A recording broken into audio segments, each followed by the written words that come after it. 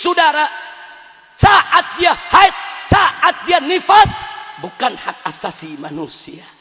Kesimpulannya, pernikahan, menyalurkan nafsu seks lewat pernikahan dengan cara yang halal, itulah yang disebut hak asasi manusia.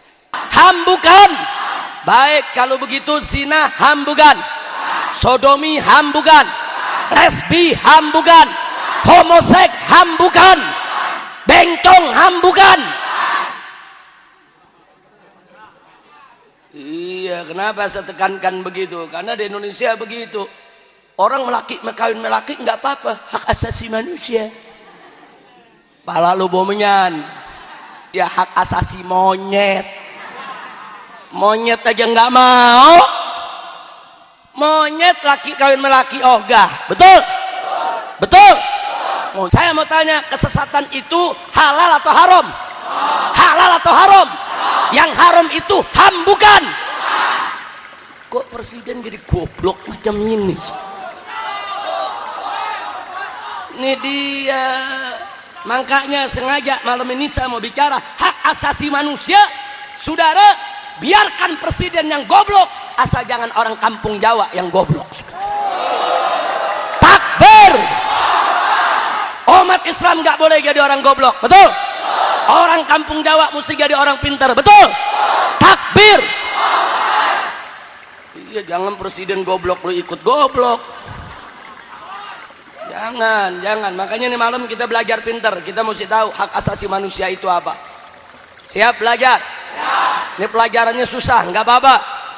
Panjang sampai subuh, boleh? Lu sampai subuh, gua pulang.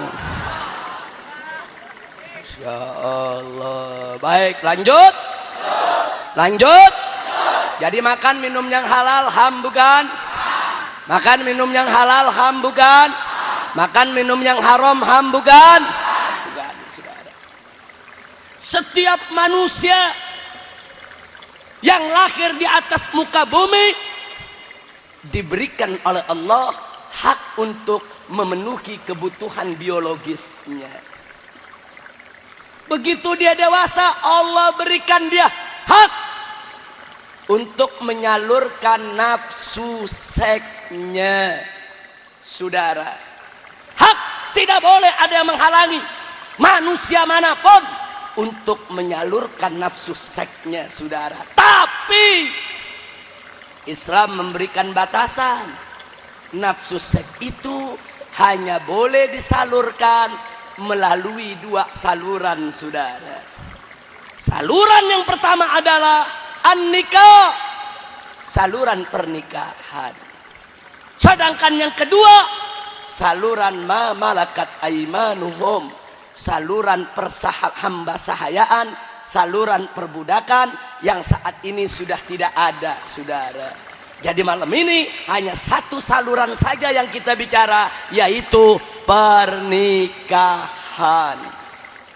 Jadi setiap manusia berhak untuk menyalurkan nafsu seksnya melalui jalur pernikahan, sehingga nikah itu adalah hak asasi manusia. Allah tidak izinkan untuk menyalurkan nafsu seks melalui jalan yang haram.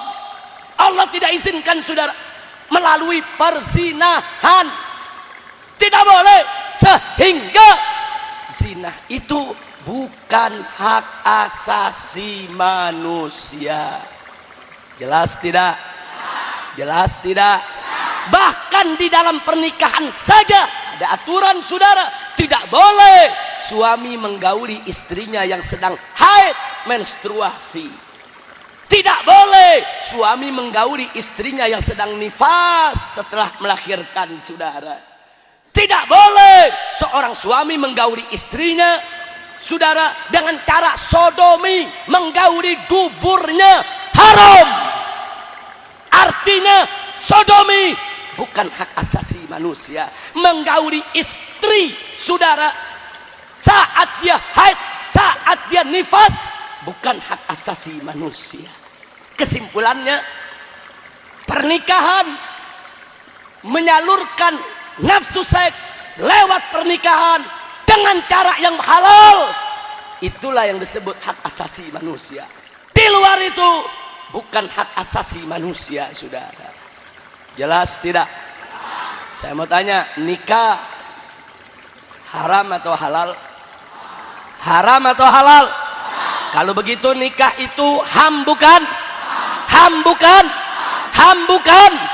Baik, kalau begitu zina ham bukan? Sodomi ham bukan?